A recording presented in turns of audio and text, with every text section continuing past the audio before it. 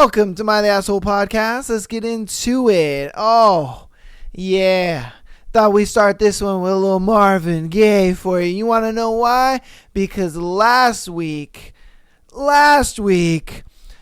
Adeline got fucked, baby. God damn. Ooh. God damn. Oh. Zayd was feeling dry. Man. Oh. Zayd smashed her in the House of Mirrors like we all expected. My goodness, it's another beautiful, beautiful Haunting Adeline Day episode. My goodness, Haunting Adeline has been getting real good. I can't wait to see her excuse for where she's been to Daya, because that's gonna be funny, you know, because she sure ain't gonna tell Daya, oh yeah, I was getting fucked in the House of Mirrors by my stalker. So we about to see what goes on with that.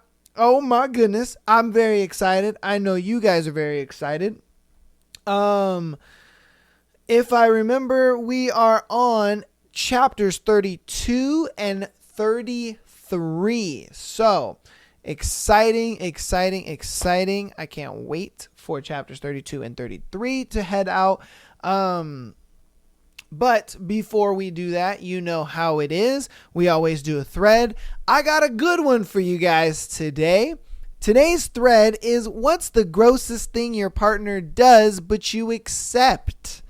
So let's see what y'all motherfuckers do that is very gross, but your partner sits there and tolerates it. So let's get into it. Nearly dying from choking on a stringy cheese every time she eats mozzarella sticks she never learns. What the fuck? I don't think that's a gross thing. I just think that's like an ick thing, you know what I mean? Because like she'll eat the stringy cheese and then she'll be like, and he's just like, ew. He's like, you're embarrassing me while you're choking on mozzarella sticks over there. That is funny. Mixes M&Ms and Skittles in a bowl and eats them together. We've been married 25 years and have 2 grown children. When I see her do it, it makes me question every choice I've ever made. I mean, I guess she just enjoys both of those together. I don't know why you would, because the inconsistency in my mouth would be just really daunting. You know, like you have the M&Ms that like kind of crush and dissolve real easily, but then you have like the chewy Skittles. I mean, maybe she just loves the taste and combination of them, I guess. Yeah, it probably is like a chocolate fruity thing that she likes. I don't know. That is a different one. That makes me kind of want to try that. He picks his teeth with the point of a sharp knife. It's not particularly gross, but the thought of metal against teeth makes me cringe hard. I can't stand it. Oh, God. What the hell? What is he using a knife for? Like, don't you buy that man some floss? What the hell is going on here? You know? And I bet she, like, can kind of hear the knife scraping against his teeth. I mean, aren't you, like, scraping the enamel off your teeth? Like, bruh. You know, but she's probably just like, man. I wish we could do this newlywed game style and have the partner answer for comparison. Okay. All right. Okay, cool. Leaves used Q-tips everywhere. His ears are the cleanest I've seen, but I still can't stand finding them in random spots days later. Bro, you don't throw a Q-tip away after using it. And if I'm being honest with you, you shouldn't even be using Q-tips. Q-tips on the box say don't put them in your ears. That is something I did not know for the longest fucking time. I think I was probably like 26 or 27 before I figured that out. I was like, holy shit. You're not supposed to put these in your ears? I remember I had a doctor tell me, because I had like earwax all clumped up in my ear and I didn't know why. I'm like, what the hell? I wax my ears all the time. I keep them clean. But Apparently, doctor's like, yeah, you want to know why you have clumped up earwax in there? Is because you're using Q-tips and you're just pushing wax into the back of your ear over and over and over again. And I'm like, what the fuck? I did not know that. But after I'm done using a Q-tip, I throw it away. Like, what the fuck is this guy doing? He's just sitting on the couch and he's just like, oh, yeah. Ooh, oh, I'm going to leave this on the table for later, and then forgets about it. Like, what the fuck? That is kind of nasty. To take his medication in pill form, he chews up a big piece of food, spits it out in a ball, shoves his medication in it, throws it in the ball of food, and then into his mouth and swallows it whole. That's disgusting. That is absolutely disgusting. Oh my God. I mean, look, dude. If it's a capsule, you can just open the capsule and like dump the powder into your food. You could do that. Like, I remember I couldn't take pills for a long time, especially antibiotics, because they're fucking huge. And so whenever they're capsules, I'll get like mac and cheese or something, or not mac and cheese, I'm sorry, mashed potatoes, and I would just put it in there, and then I would just eat it like that. You know, or I would do it in pudding or yogurt, stuff like that. If it's one of the actual like hard pills, I got me a pill cutter and I would cut that motherfucker, and then it'd be small and you could just take it like that. Like, dude, that is nasty. There's no way you need to be chewing up your food and then be like, "Nah," and then put your pills in there and then be like, oh, like, that's just disgusting. What the fuck? Hey, dude. Constantly see his booty crack, but I love the guy. He has no ass. Makes it hard for belts to stay put. She said my man got no ass. He ain't got no booty cheeks at all.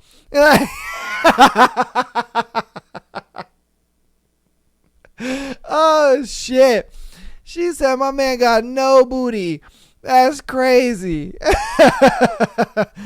Oh. Bites whole ass cartoonish chunks out of cheese we have in the refrigerator. I think it's funny as fuck and we laugh about it, but she's actually a rat. Oh, it's the girl that does that. God damn. This girl out here nomming on whole things of cheese. She's one of them chicks that buys it in the block. And that she doesn't grade it, nothing like that. She just like takes the whole block with her to bed and eats cheese like that. Like, god damn, girl. You got an addiction. Oh my God. He forcefully gags himself when brushing his teeth to remove phlegm.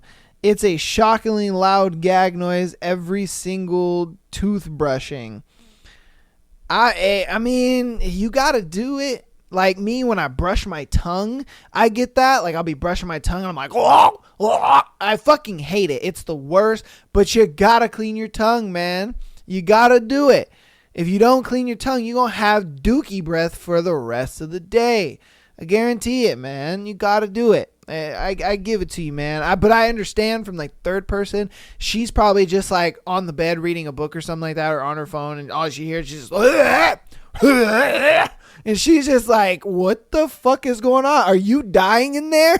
I guarantee you, the first time she heard that shit, she was like, hey, you good? You good in there? Cause you sound like you dying.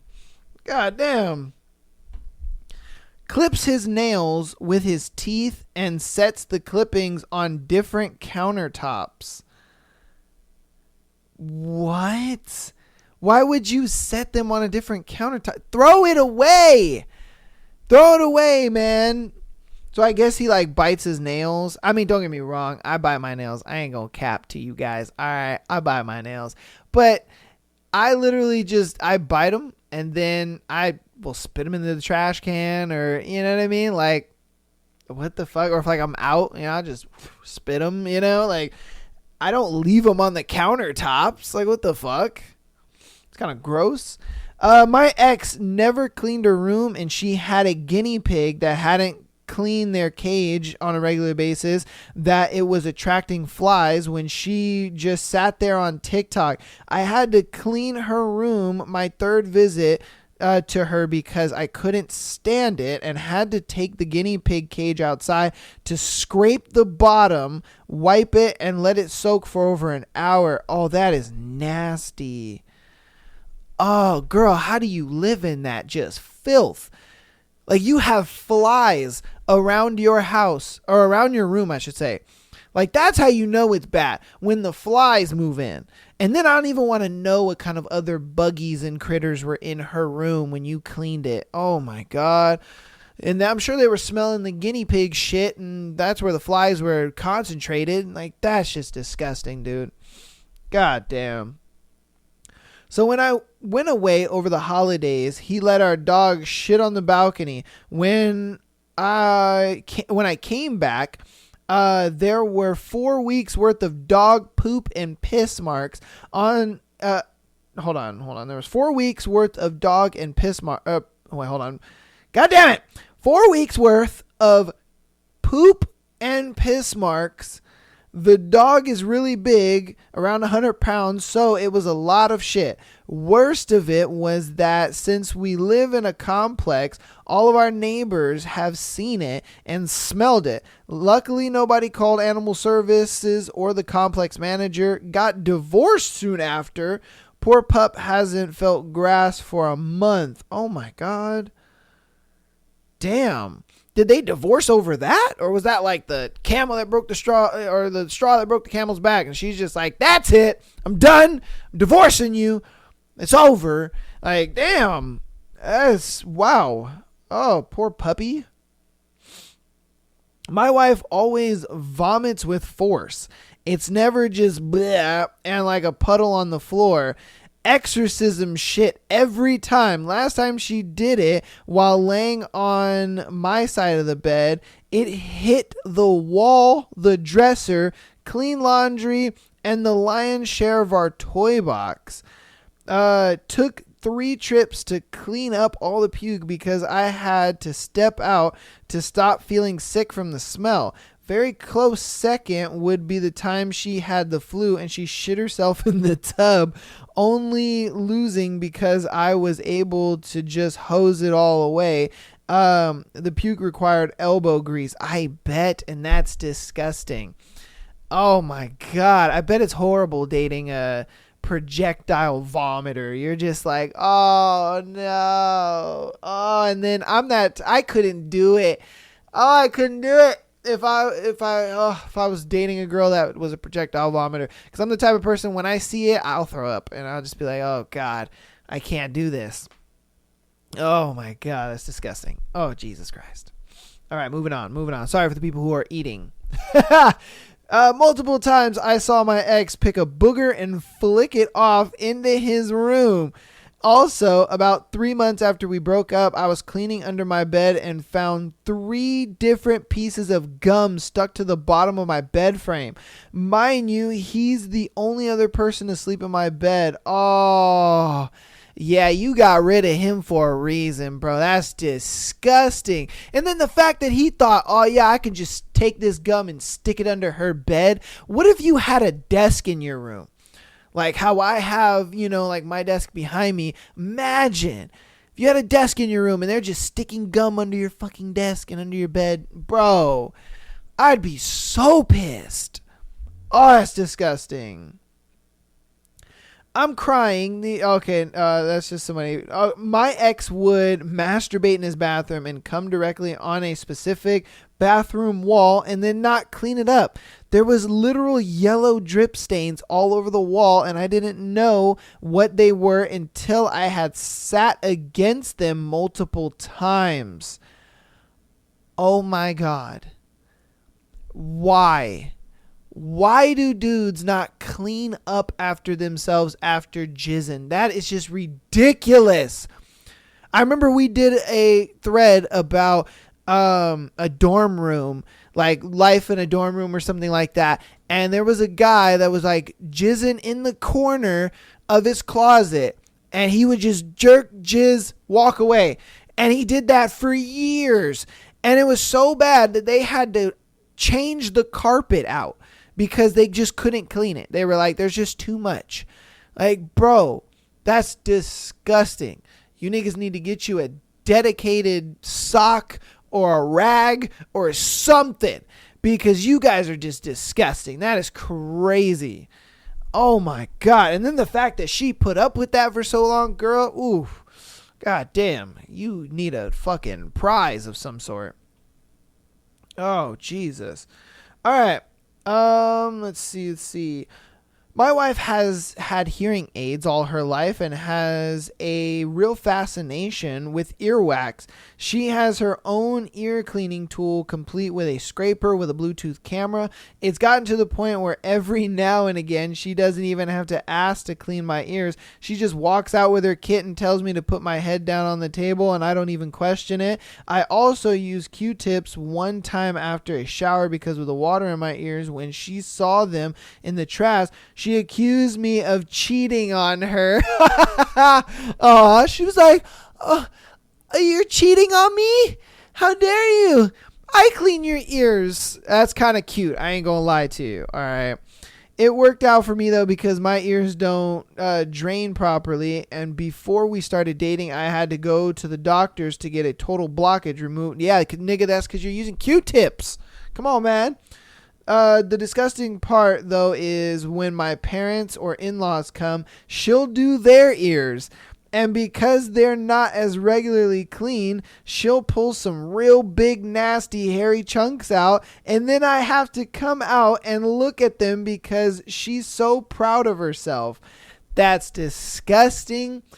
This is not the right episode for if you are eating. I so apologize, but god damn, this is juicy. That is crazy. Man, hey, at least she keeping the fam clean, you know? She's like, hey, not only is my man's ears clean, but the fam's ears are clean. Like, let's go. That's crazy. She grabs my belly fat and wobbles it, saying that it's cute and she doesn't care, but I still think it's her Asian way of low-key fat shaming me. She like, I love it, you're fat. Your fat is so good. Just jiggling his shit. Oh my God, man. Hey, as long as she loves you, bro, it's all good. Oh my God. Yeah, she calling your ass fat, nigga. Oh man. She sleeps with a stinky, rotten blankie that she never washes and is quite possibly the cause of COVID-19.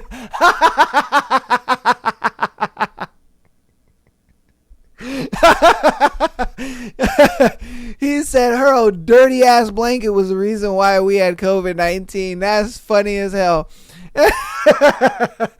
Oh, and I could believe him too, because you know girls are like big into the whole scent thing, and so they're like, no, I don't want to wash this because then it won't have this your scent on it or whatever. So I could believe that. He's like, girl, wash that nasty thing. His dogs sleep in bed with him. The dog regularly pisses in the said bed. After an uncontrollable number of bed toppers, comforters, and sheets, I'm seriously rethinking this relationship. Damn, son. I mean, if your dog is peeing in the bed that regularly, bro, they can't sleep in the bed no more, man. That's nasty. And then she looks at it like, bro, I have to change out I have to buy new bed sheets damn near every couple of weeks, and that could get taxing, and I could see how that's kind of annoying. Clean his ass in the sink after a poop. Mind you, I bought a bidet attachment that he just needs to get the plumber to connect. Bruh.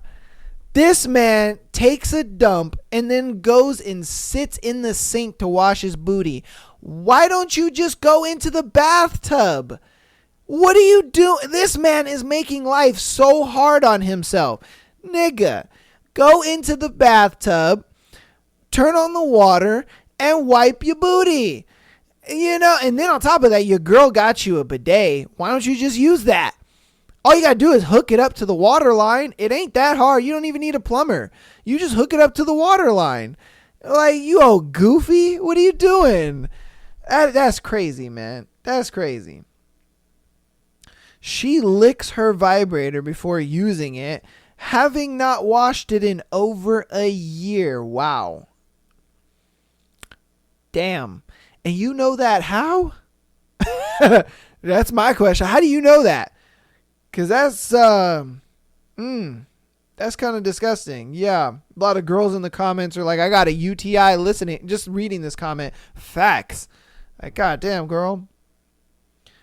Sucks her tea bags dry.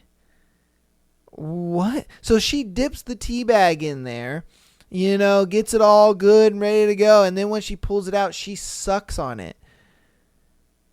What? Like, what? Okay. That's an odd way to have tea, but okay, sure.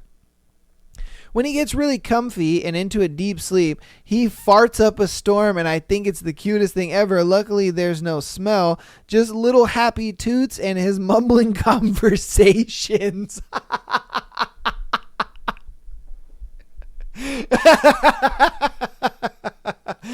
Oh, this man farting in his sleep. He's like, the eggs are too much. That's him all night. And she just thinks that's the cutest fucking thing in the world, man. Goddamn. That's how you know it's love, bro. Sheesh. My wife is a petite person, but she can burp on cue, and it sounds like demons from the Ark of the Covenant. God damn. Just imagine a little girl, she's all short. She's like 5'1", cute little thing. She's burp. You're just like, who the fuck was that? He was like, it was her. Like, come on, man. Stop the cap. You know that wasn't her. That was you. And you're like, nah, bro, that was her. He was like, look, see? Because apparently she could do it on command. Like, what? Like, okay. Oh, man. Farts during sex. It's like a quick breeze of air going across my balls. This nigga. Yeah, she farted on his nuts during sex. That's crazy. And, hey, I mean, if as long as she ain't embarrassed, you can keep going. It's all good, I guess. All right, we're gonna do 3 more. She poops herself all the time, but she had a stroke, so I don't mind at all. Wait, hold on. What did he say? She had a stroke and shit on herself. Like, I shouldn't be laughing, but that's funny. I should not be laughing. I'm gonna go to hell for that. People are gonna be in the comments like, "Yo, fuck you, man. She had a stroke. That's not funny," but but it's kind of funny. Oh, it's a little funny. It's a little funny.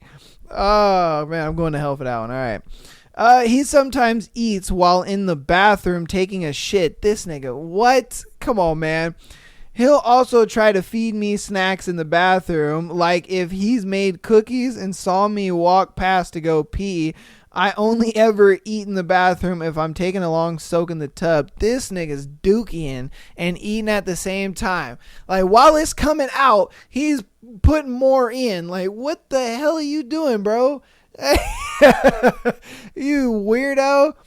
I mean, I think it's kind of cute, he tries to feed his girl on the toilet. That's funny, but again, it's just weird. Like wait until she's done peeing, bro, and then come get her to try her cookies. All right, this is gonna be our last one. He sometimes does not wipe his ass after he shits. He says he can tell if it's a messy one or a clean one. Wait, what? Hey, yo, what the fuck? No, you wipe regardless, my guy. What the fuck? One time I caught him in the act and told him straight up he needs to wipe right now and prove it to me that it was clean. Y'all, he was right. It was spotless. What? I thought he didn't wipe hard on purpose, and I made him let me do it. Clean still. I still don't approve. No, bro. No. You wipe regardless. That's just ridiculous. You get a nice little wet wipe, and you wipe it regardless, man. There's germs you don't see, bro. And they just building a colony around your booty hole. Nah, bro. Nah. That's crazy. He said, looks clean to me, and walks off. Like, do you not wash your hands after taking a shit either? You got dookie hands? Like, come on, bro. That's just crazy.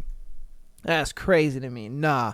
Nah. For all you people out there eating, I do apologize. Hopefully you will read the title of this episode before you decide watching it, because yeah, that was a disgusting episode. I would not want to listen to this while I'm eating, but that was today's thread. I hope you guys enjoyed that thread nonetheless. It was juicy, it was funny, it was crazy. My goodness. All right, we're going to go ahead and get into the announcements. I'll make them quick. Then we'll do the recap of last week's chapter 30 and 31 of Haunting Adeline. Then we will get into chapters 32 and 33. So, patreon.com/MyLassoPodcast. $3 a month gets you an exclusive episode every single Friday, as well as being able to send in your scenarios to be featured on the Tuesday and Sunday shows. All right. Audio listeners, keep downloading the podcast. I appreciate all the support you guys have been showing over there. Please rate the podcast if you have not. 5 stars is preferable. TikTok as well as Instagram. Man, I always blank out on these on announcements. TikTok as well as Instagram. Follow us there for the clips. If you don't have time for a full episode, don't worry. I got you. I clip every single episode. I always clip the best parts of it. And if you want to see the full episode, then, on my TikTok as well as my Instagram, you can click on there. It'll take you to Spotify and you can listen to the full episode. If you want to follow or you support even more on the free 99 side of things, head over to youtube.com/MyLassoPodcast. Subscribing there does help a lot. Even if you don't watch on YouTube, subscribing there does help. If you want to use the link tree, you can do that as well. This is a Haunting Adeline a Haunting Adeline episode. So this will be a part of the Haunting Adeline, playlist. Golly, words are escaping me.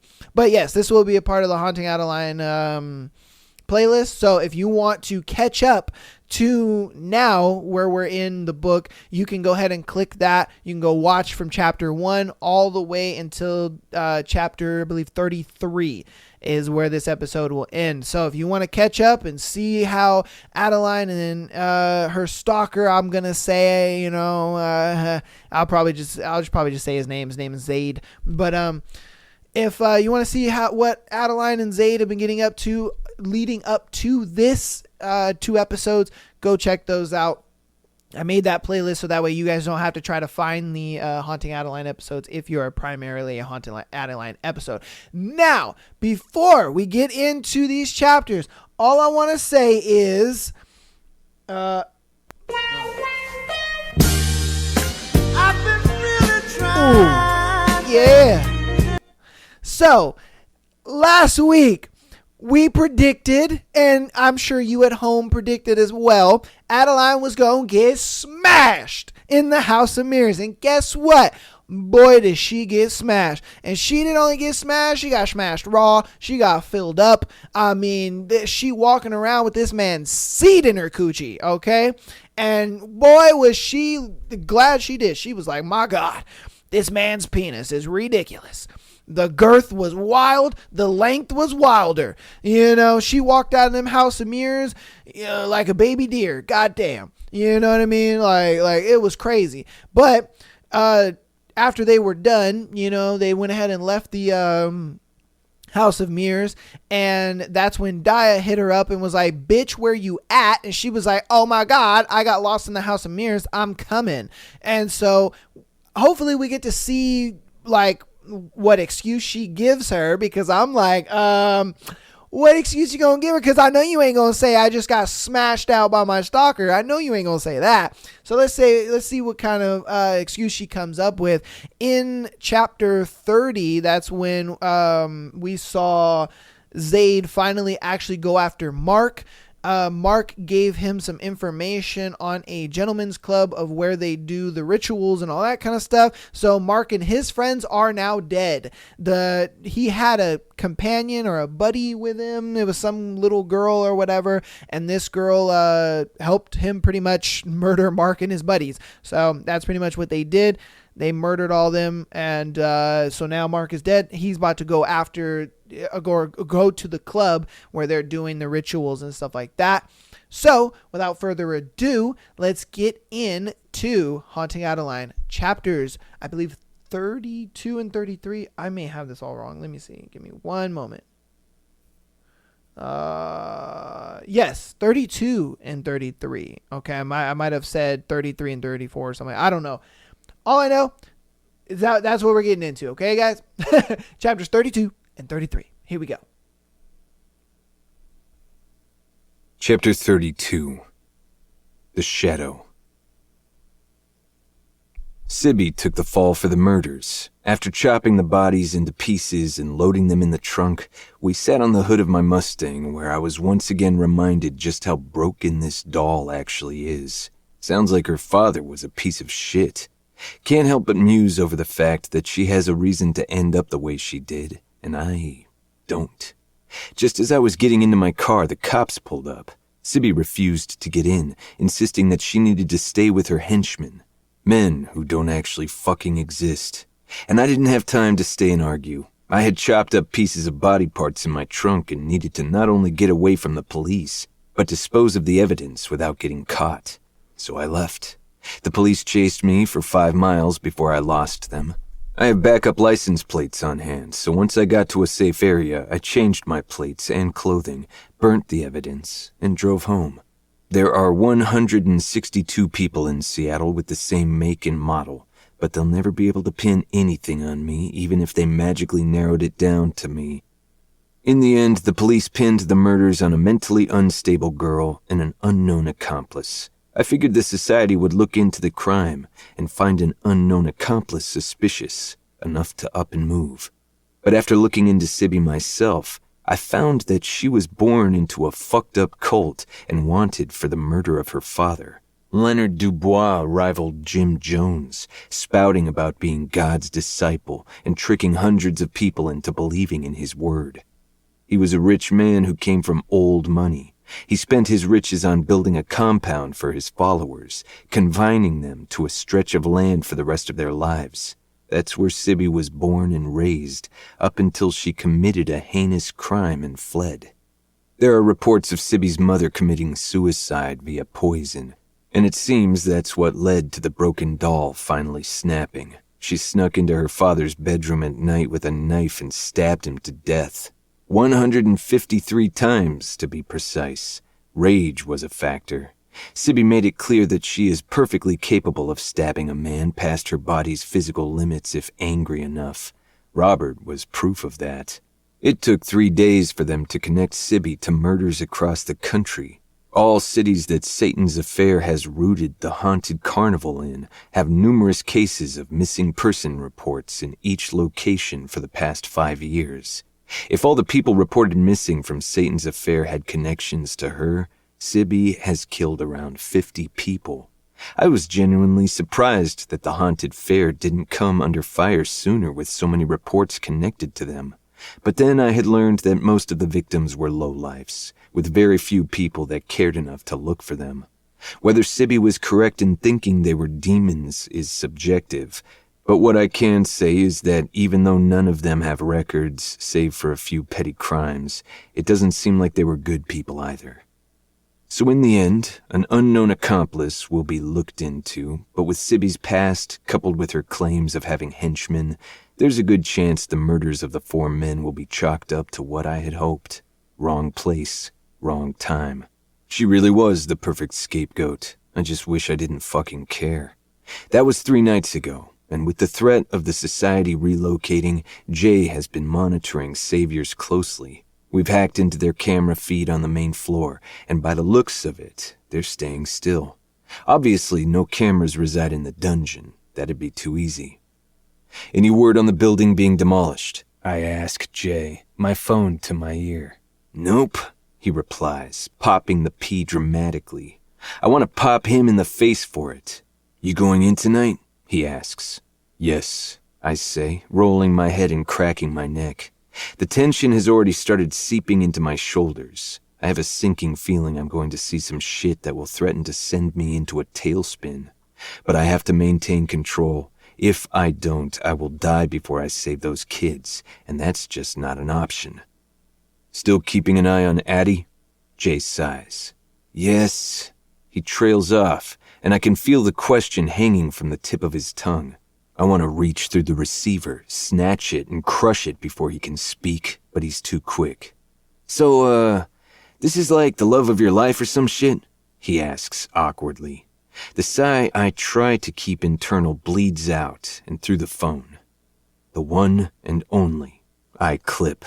My tone signaling that I don't want to speak about Addie right now, but the fucker doesn't ever listen when it comes to my personal life. She feel the same? I can't help the slight smirk from forming on my face. She's getting there, I reply cryptically. Jay finally takes the hint and drops it. Well, you will be happy to know that no one has gone in and out of her house except her friend for the past 3 days. Mark's threat still rings around in my head, like a stray bullet ricocheting in a constant loop inside my brain. The society knows about Addie, making her a target. They may love children, but they absolutely do not pass up beautiful young women to sell and ship off to other countries. There's no shortage of demand when it comes to the skin trade. Evil people have their tastes, and some prefer their victims to be fully grown women just as much as some prefer them adolescent. The tension in my shoulders grows as my thoughts run away from me.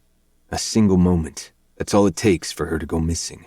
Vanish out of thin air within a short trek from her car to the grocery store entrance. She doesn't know the danger she's in, but that will change soon. I refuse to hide the truth from her, and I'm sure she's not going to like hearing that our self-defense lessons are going to be ramping up. Now I just have to figure out how to keep my dick out of her during those lessons. Fuck it. Won't happen. I smile, knowing she will try to use those moves on me, but the thought only makes my cock thicken in my slacks. I haven't seen her since the House of Mirrors, and I know deep down that makes her angry. She probably feels like I fucked her and got bored, but that's the furthest thing from the truth. I'm a fucking fiend for her now. It's been the most challenging 3 days of my life staying away, but I need to infiltrate saviors and save these kids. I haven't had a minute to myself, and as much as I ache for my little mouse, these kids need me more. This time, when more tension rolls in, it's because of my visceral need to be inside Addie, fucking her into oblivion and making her delirious with how hard I'm going to make her come. Be ready. I'll be at Savior's in an hour, I warned Jay before hanging up the phone. For now, I need to push Addie out of my head, but later tonight, I'll be pushing myself inside her so deeply I'll be ingrained in every crevice inside her body. There's some pretty high-profile people there, Jay announces through the small chip in my ear. I'll be taking it out before I get out of the car. Currently, I'm in a line waiting for valet parking. Including the president, Jay tacks on at the end. I inwardly sigh, rolling my neck from the stress spearing into my muscles. This job is hard on my body, even when I'm not shooting people in the face and actively avoiding flying bullets. Maybe I can entice Addie to give me another massage later. I'd love nothing more than to return the favor. Anyone I should be concerned about? I hear Jay typing a mile a second in the background, the keys clacking obnoxiously. I have asked the fucker to get a less noisy keyboard, but he insists the loud clicking brings him peace. And as much as it annoys me, we get so little of peace in our daily lives. So if a fucking obnoxious-ass keyboard brings him some sort of semblance of it, then I won't give him shit. Well, not too much, at least. Several senators and governors, along with a few A-list Ah, shit. Is that Mary Barker?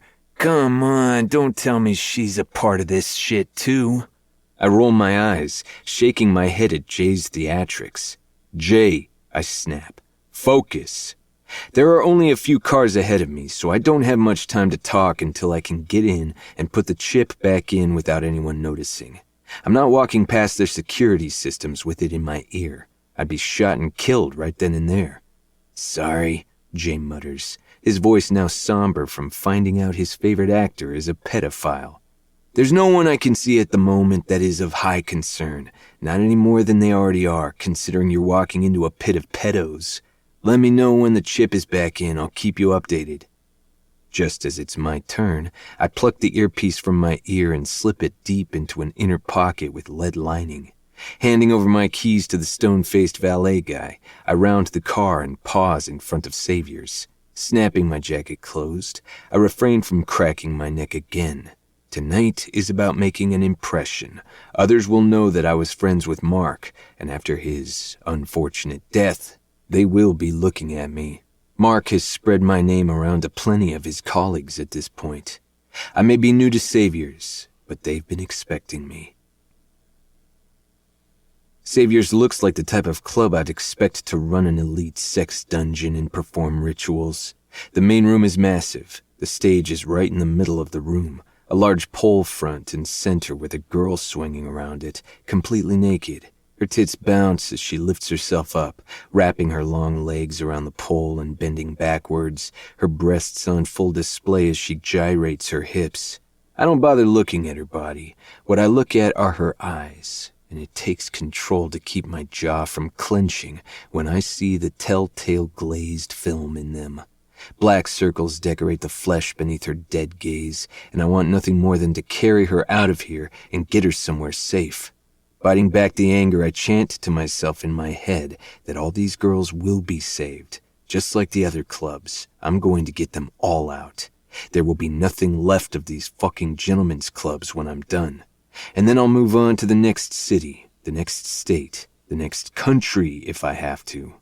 I refocus on the rest of the club as I work to keep my face blank and my breathing even. As usual, the familiar Ouroboros is decorated in many fashions across the walls, but that's not what catches my attention. Evidently, I've walked into a place where people enjoy the sight of blood almost as much as the feel of it. The ambiance is dark and moody and shows clear signs of sadism. The lighting is dim, the shadows swallowed by the black walls and furniture. A deep red, the color of blood, is accented across the entire area. Red frames around old age paintings that indicate devil worship and sacrifice. Red shades around the many lamps adorned on each walls. Red glasses, ashtrays, and drinks. And red heels and outfits that are covered in real diamonds and crystals. Though I wouldn't exactly consider their clothes as outfits, more like strings of fabric and jewels, yet they managed to make the place drip with elegance and money. "Zach, so nice to see you here," a voice booms from behind me. Arranging a calm but pleasant look onto my face, I turn and see a man I recognize very well, Daniel Boveri. He's a lawyer for the president and someone Mark mingled with often. He's a charming man, the tall, dark, and handsome type, with his thick black eyebrows set low over dark eyes that give him a menacing look, black hair, and a snake-like smile. He's pushing his 50s, but the man isn't hurting for women. Dan exudes confidence, and from the few times we've spoken, I understand why he's a lawyer for the president. He's incredibly manipulative. "Dan, nice to see you," I respond, shaking his hand firmly when he holds his out to me. He's wearing all black, but I catch a sight of a few small spots on his button-up that are darker than the fabric. Though from what I can see, I don't notice any traces of blood on his skin. "I was wondering when I'd see you here. Mark spoke about bringing you a few times." "I'm sure he did," I murmur. That's news to me. "Very unfortunate what happened to him. Can't believe some psycho little girl managed to do all that to those four. Still never found their bodies, did they?" I shake my head empathetically, appearing to be just as shocked by Mark's death. "Not that I'm aware of, man. Doesn't she keep talking about henchmen or some shit?" I ask with a mocking smirk on my face. I hate to use Sibby's mental illness to my advantage, but in this case, if it means saving hundreds of children and women, I'll weaponize whatever I need to in order to see that I complete my mission. God, I even sound a little like her. Sibby believes killing evil people is her mission in life, something she was born to do. And I can't entirely disagree with the thought when you're constantly risking your life to do something you feel is right, even if other people will see it as wrong. Dan laughs, the tone cruel and judgmental. Yeah, thought I heard someone mention that. I scoff in disgust. Girl says she had 5 henchmen. If they only saw one getting away, can't imagine if there's more out there on the loose. That little remark will circulate and taint the minds of the society. If they believe that Sibby's henchmen are real, then it'll keep suspicions low, at least until the therapists get to Sibby and realize that her henchmen are all in her imagination. By then, these fuckers will all have bullets in their heads, and the children they exploit will be long gone.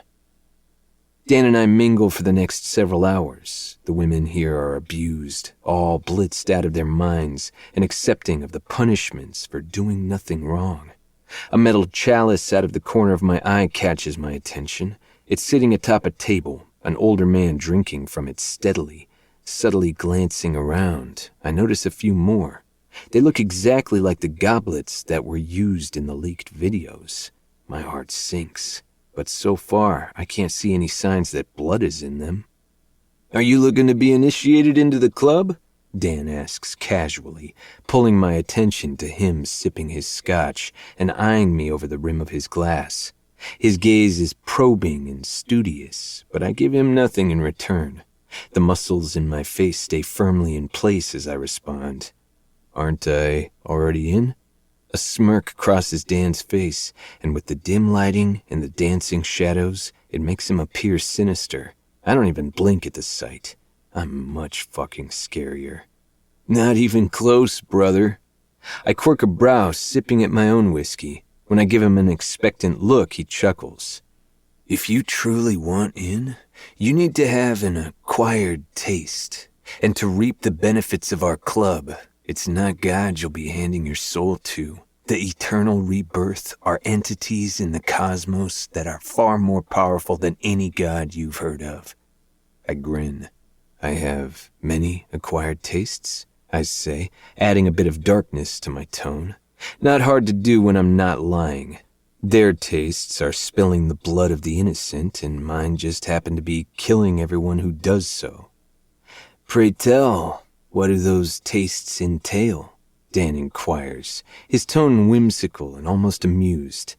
I shrug a shoulder nonchalantly and take a sip of whiskey while pulling my phone out with the other hand. I pull up a picture of Daniela, a girl I saved 5 years ago. She's deep in a safe house as she was an orphan with no home to return to when I rescued her. It's an innocent picture of her dressed in Barbie pajamas. What sells the illusion is the haunted look in her eyes and the bruises marring her skin. The picture was taken after we first rescued her. She was 10 at the time, and I made sure to ask her permission before showing this to anyone. This is the first time I've had to befriend pedophiles before I killed them, but I knew that if I was ever going to convince them I was just like them, I'd need to show proof. And I'll be damned if I show a random girl off the internet and risk their safety. At least with Daniela, it's an old picture, and I can ensure nothing will ever happen to her. Handing the phone to him, I say lowly, my latest toy. The words taste like fucking tar on my tongue, but I force them out anyways. Dan's brows skyrocket to his forehead, but an evil, happy little smile forms on his face. You share? I nearly break his hand when he hands me the phone back, his gaze lingering on the picture. Instead, I tuck the phone back in my pocket and bare my teeth. I get jealous. His head tips back and a booming laugh echoes across the space. The noise of the room swallows the sound, but it feels like dynamite in my ears. Understood, my friend. And when they grow too old? I smile salaciously. Organs are a hit in the black market. He grins. I think you'd be perfect for initiation then. Next one is a week from now. You interested? What's this initiation entail? The expectations will be asked of you when the time comes. But when it's over, you get lots of that. He enlightens, nodding towards my tucked-away phone. He flashes a feral smile. Lots of that, in whatever shape, size, and gender. And this is safe? Dan shrugs a shoulder. We had a spy leaking videos, but the society is confident they've found the traitor, and those videos haven't been seen. They were immediately taken down once they were uploaded. False.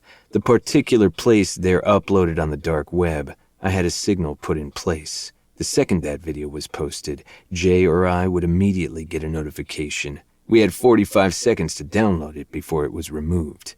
That quick. But it was plenty of time for Z. Interesting that they believe they caught the mole. I have no way to verify that, but it doesn't matter anymore. Where there was once a mole is now a wolf. I finish off the last of my whiskey in one swallow, relishing in the burn as it travels down my throat. I smile at him once more, a feral smile of my own. I feel the scars on my face crinkle and the demonic feeling swirling in my gut slipping through, glinting in my mismatched eyes. He takes it for what he wants to see it as. I'm in. Chapter 33. The Manipulator. The light from the TV blares across the dark room as the news reporter's voice rings out. The murders of the 4 government officials are still under investigation. The autopsy reports have been released to the public, revealing extreme torture before the men had died. A mugshot of a girl is pictured on the screen. She's a pretty girl with plain brown hair and brown eyes. The unsettling part is the look in her eyes. A single glance is all it takes to know that she's clearly unstable. She was the broken doll I saw eating at the fair. And she was in Annie's playhouse that night, hiding in the walls and watching every guest that came through. At one point, she looked at me and probably made a decision on whether she was going to kill me or not. I shudder, knowing how close I could have come to death that night. Snatching up the remote, I click off the TV, shaking as I throw the remote back on the couch. The asshole fucked me and then went and murdered a bunch of men with a psychotic chick. Mark fucking Williams is one of the men, along with 3 other government officials I had met while standing in line for Annie's playhouse. He had said he had business to take care of with a psycho chick, and for some reason, him going off to murder people was the last thing I had expected. Stupid. That's what he does, Addie. Murder people. The fear and anxiety are overwhelming. I knew he killed people. Arch's hands showing up on my doorstep was proof of that. His entire family being wiped out? I knew he was a murderer. He admitted it, but somehow seeing his heinous crimes broadcasted on live television is eye-opening. He murdered 4 government politicians. This isn't just a boy playing dress-up with a mob boss's suit and handgun.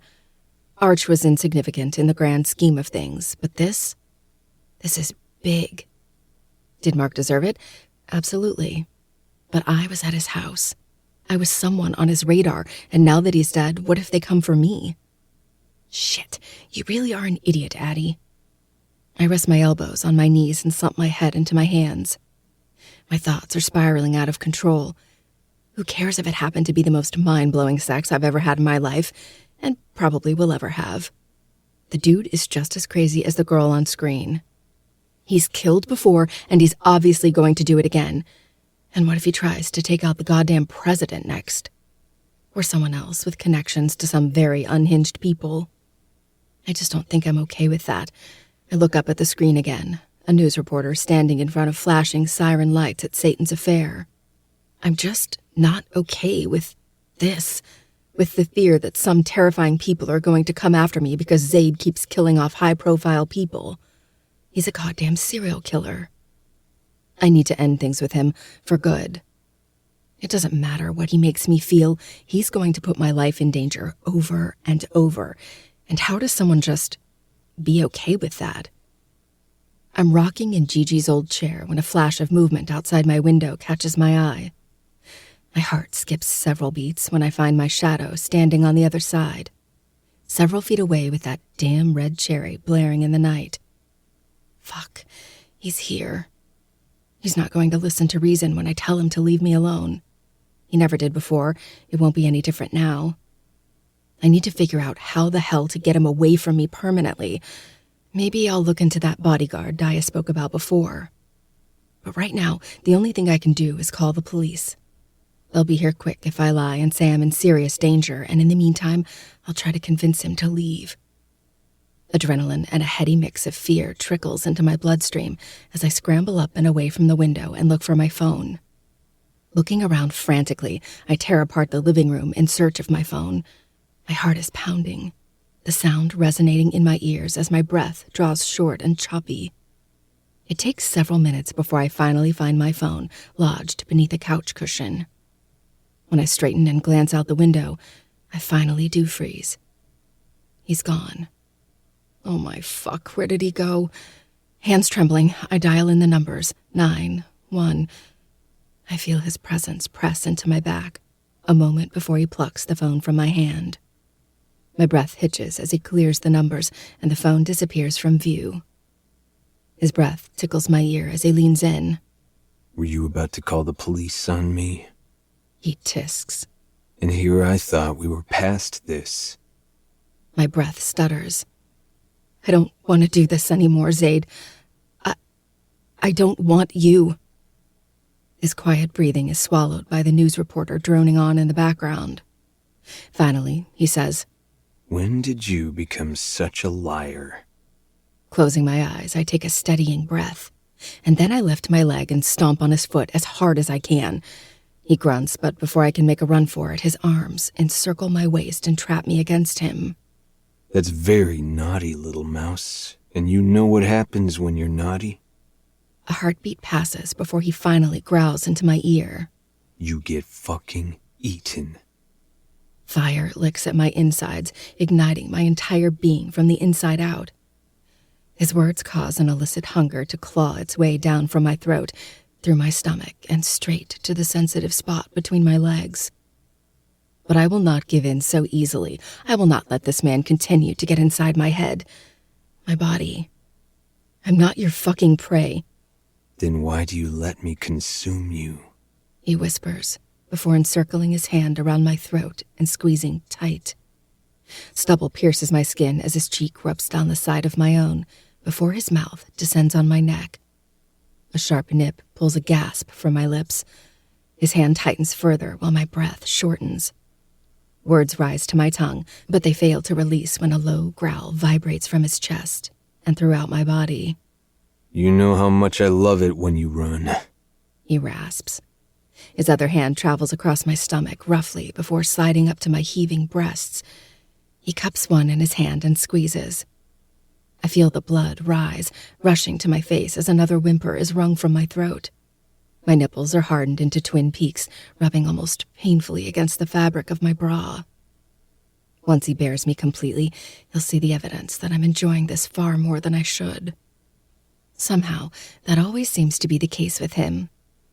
Stop it, I choke out, attempting to get away. But his grip holds firm, tightening around my throat until black pinpricks dot my vision. You don't want this, baby? You don't want to be full of my cock and discover a new religion each time I make you come? You have a lot of faith in your abilities, I croak. He chuckles as deep and dark as the ocean. You need faith to be a believer. He cups me between my legs. And this pussy deserves to be worshipped. My eyes shudder as his hot breath fans down the expanse of my chest. Goosebumps rise and a shiver crawls down my spine. His fingers pinch my nipple through the fabric of my shirt and bra, tugging hard and wringing a pained cry from my throat. Yet, my body reacts without permission. I grind back into him, feeling the hard expanse of him pressing into my back. The hand around my throat pulses, tightening almost to unbearable levels. I rise on the tips of my toes to decrease the pressure, but he doesn't let up. Does it scare you? He whispers, his breath tickling my ear. Or does it make your pussy wet, knowing that I hold your life in my hands and I allow you to breathe? Blood rushes to my head, and fear begins to pump through my veins. Just when I think he's not going to stop, his hand loosens and I greedily suck in precious air. But he doesn't let me breathe for much longer. He twists my body around and backs me towards the wall beside the TV, smiling viciously as I stumble away from him and towards exactly where he wants me to be. When I'm a foot away, he grabs me and slams me into the wall, pressing the entire length of his body against mine. Before I can take another breath, his hand is once more encircling my throat, and his mouth is on mine. Just like he said, I let him consume me. Tears burn the back of my eyes as his mouth tears my lips apart, feasting on my tongue without permission. I can't do this. I can't fucking let him do this to me. Ripping my mouth away, I push him back, but he doesn't move a fucking inch. Stop! I snap, struggling against him. I'm not letting you do this. You just murdered dangerous people, Zaid, which means they have dangerous friends. It's like Max all over again. You're a monster. The hand still wrapped around my throat tightens before he thumps my head against the wall, ceasing my struggles. And you're the sweet little angel that I'm going to drag down to hell with me. He rasps, his voice deep and husky as he whispers his omen into my ear. I hate you. I spit, glaring with all the disgust I can muster in my body. He just won't fucking listen. He only smiles, the gesture mocking. And I will never let you fuck me again, Zaid. I'm not ashamed by the way my voice wobbles. Let him hear how serious I am. It's not fear making my tone erratic. It's the animosity bleeding out from my soul.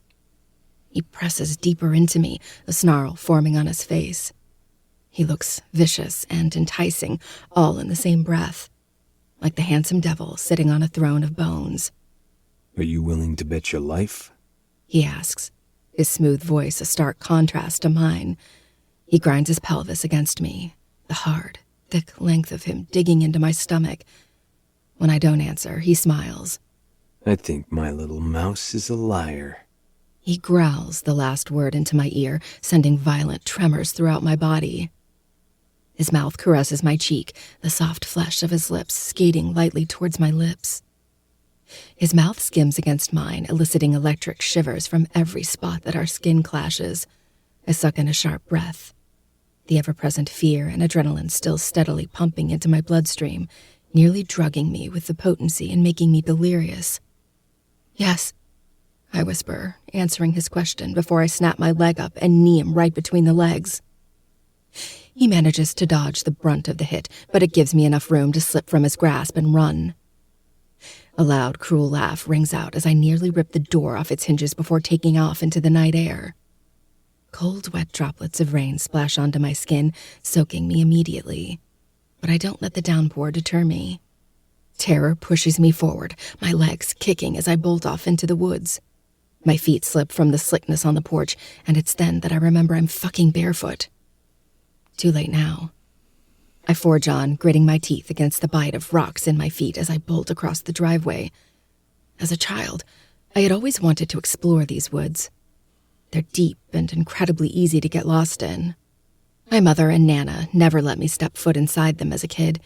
Somehow that restriction carried into my adult life. The warnings I received as a child subconsciously kept me from ever going into the woods and exploring, and now I wish I had. It doesn't even take a minute before I'm completely turned around. The only light offered is from the moon, and even that is weak due to the canopies of trees clouding the sky. I keep pumping my legs harder and faster, too scared to stop, too frightened of the devil nipping at my heels, until I trip over a root, my body pitching forward and then crashing noisily into the ground. I land awkwardly on my hands, pain flaring in both wrists as they give beneath my weight. My toe throbs from where it caught on the root, my feet bloodied and abused from running barefoot in the goddamn woods. I'm breathing heavily, heaving out panicked puffs as I roll onto my back.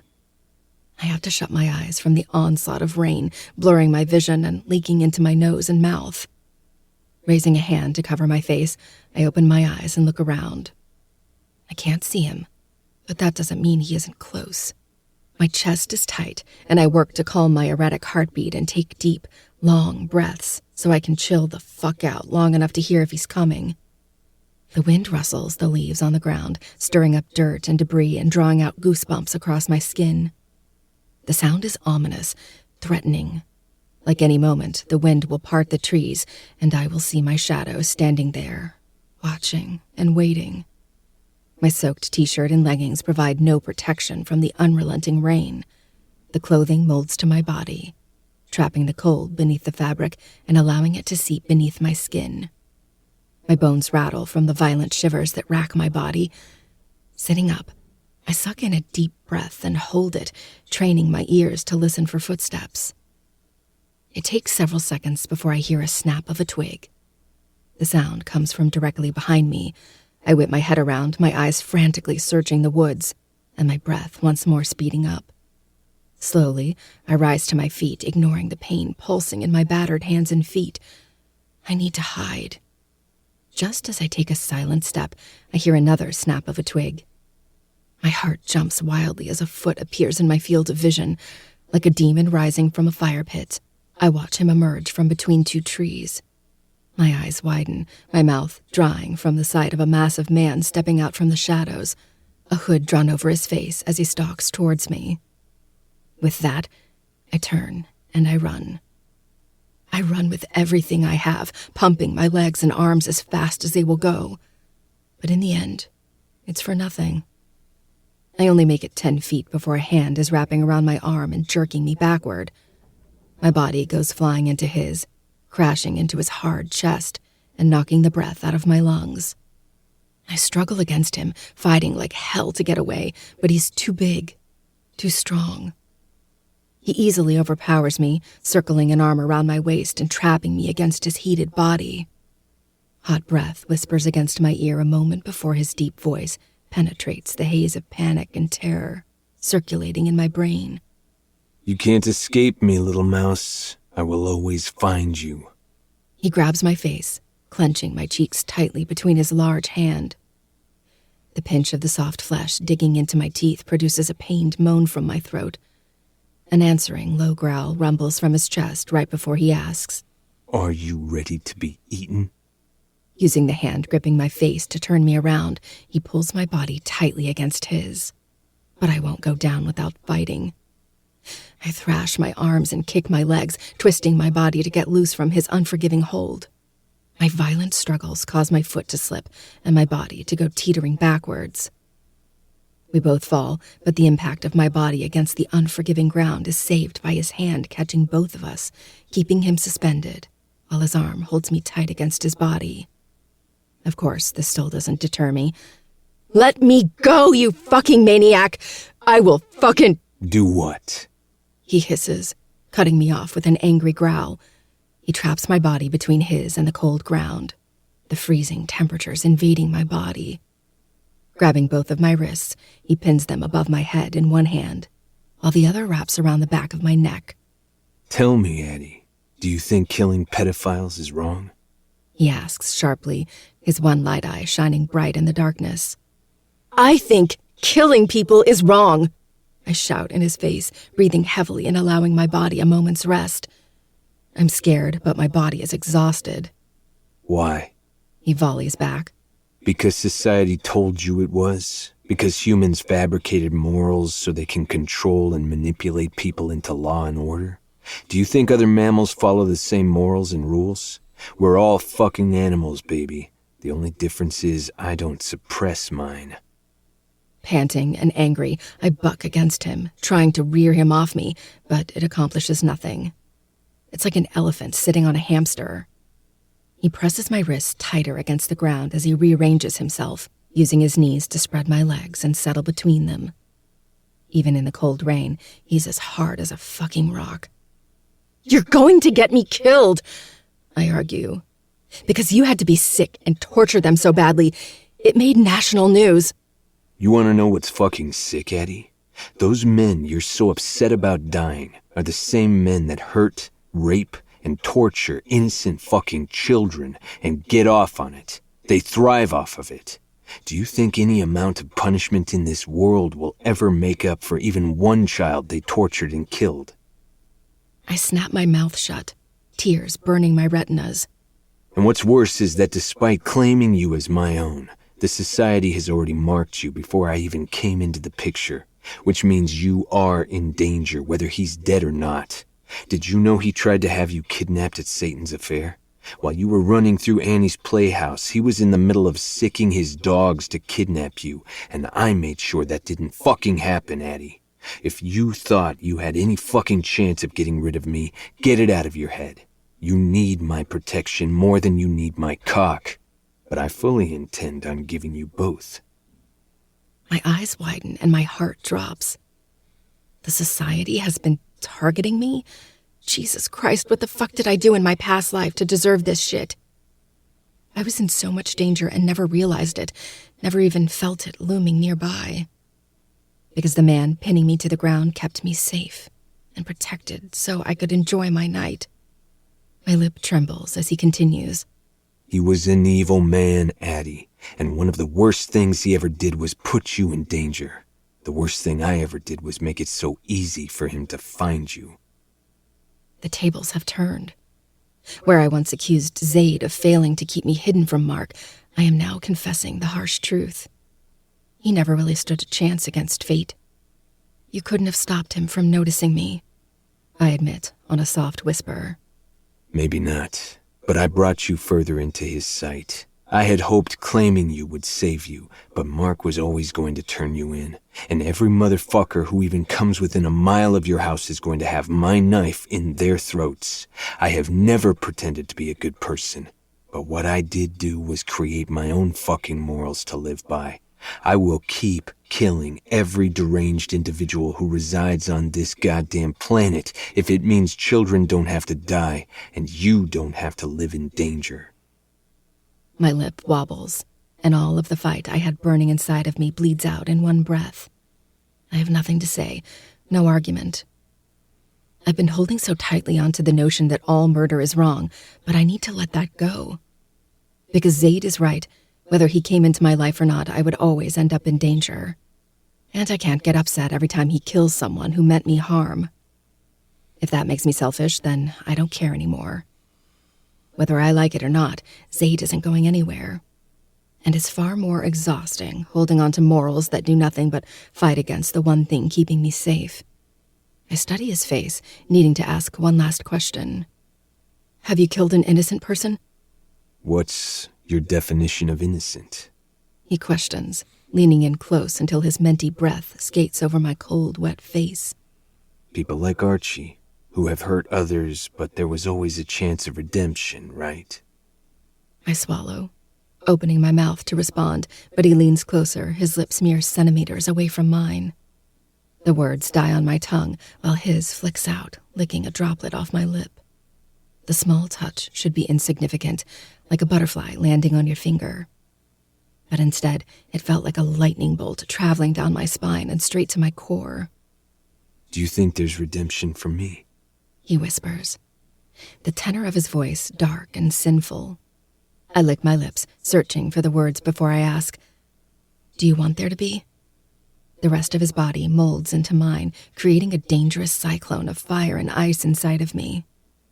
The frozen ground and the raging heat off his body war with each other, while I try to fight past the delirium his close proximity is causing. He grinds his pelvis into mine, eliciting a sharp pleasure from between my legs. Without conscious thought, my back arches and a moan slips free. If my redemption resides somewhere within you, then I will spend the rest of my life searching for it inside of you. He flexes his hips again, wringing another breathless moan from my lips. I will fill every inch of you, Adeline, and in time my redemption will become your salvation. His words create a visceral reaction deep inside of me. There's no stopping the flood of arousal between my legs, no more than I can control the intense need to hand over every bit of my soul to him on a silver platter. He's still a stalker, Addie. The small voice inside my head is becoming weightless, so small and insignificant that its words are no longer holding power. I'm becoming annoyed with the voice of reason because nothing I feel for Zaid is reasonable.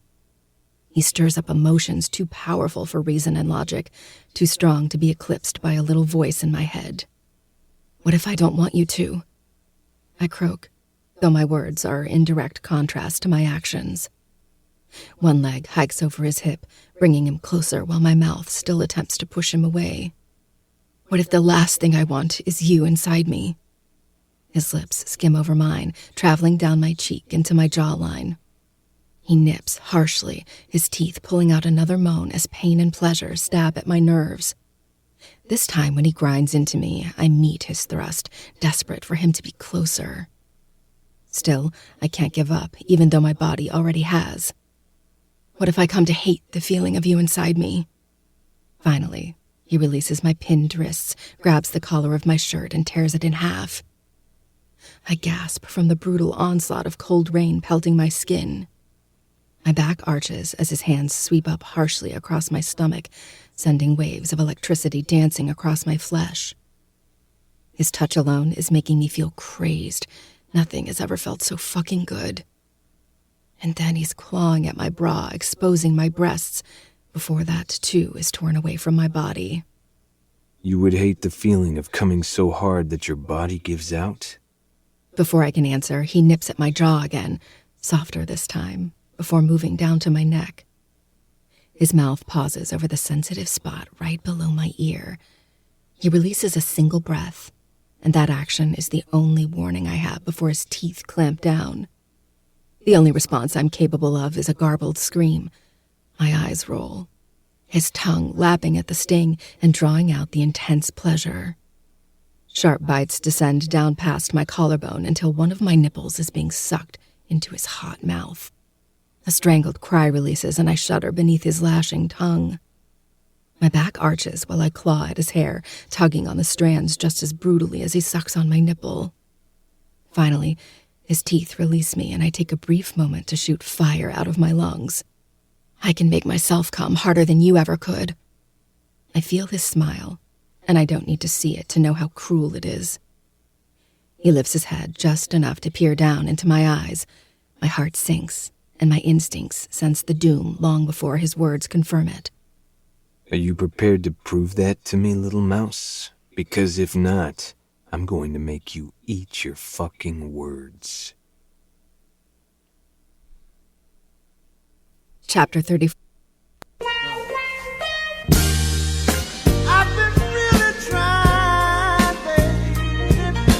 We already know what's about to happen in the next episode next week. Goddamn. They love doing that. They love setting it up, and it's just like, you know it's supposed to go down. The only thing that sucks is we didn't find out, the excuse she gave Daya after the House of Mirrors situation. That was the only part I'm like, what? No. But, it is what it is. But that's going to conclude today's episode. Thank you guys so much for listening and watching. Hopefully you've enjoyed all the Haunting Adeline stuff we've been giving you guys. But without further ado, I'll see you guys on Sunday. I love you guys. I'll see you there. Peace.